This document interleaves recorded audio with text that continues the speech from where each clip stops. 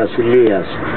Ο Ρήνος σε αυτό το σημείο είναι το φυσικό σύνορο μεταξύ Ελβετίας και Γερμανίας. Από την απεινάτη όχθη είναι Γερμανία.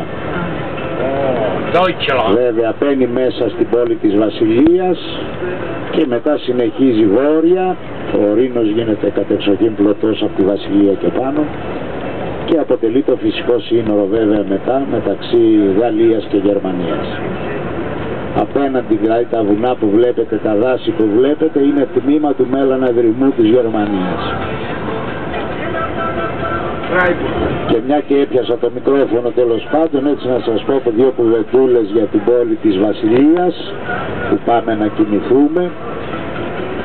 Είναι μια πόλη η οποία ιδρύεται όχι σαν πόλη αλλά ξεκινάει σαν ρωμαϊκό στρατόπεδο στις όχθες του Ρήνου. Αν θυμάστε χθες μιλώντας για τη ρωμαϊκή περίοδο σας είχα πει ότι τα όρια της ρωμαϊκής αυτοκρατορίας εδώ στην Ευρώπη τα χαρακτήριζε ο Δούναβης από τη μια μεριά και ο Ρήνος από την άλλη.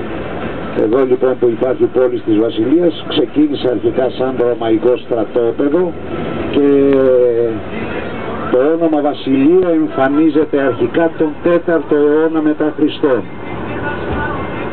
Τον 7ο αιώνα γίνεται έδρα επισκόπου, επισκοπική έδρα. Εκείνους τους καιρούς οι επίσκοποι είχαν και τον τίτλο του πρίγκιπα, ασκούσαν δηλαδή και κοσμική εξουσία.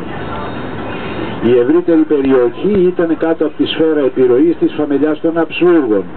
Από αυτές τις περιοχές ξεκινήσανε και μετά βρεθήκανε, μετά τα μέσα του 13ου αιώνα βρεθήκανε στην Αυστρία.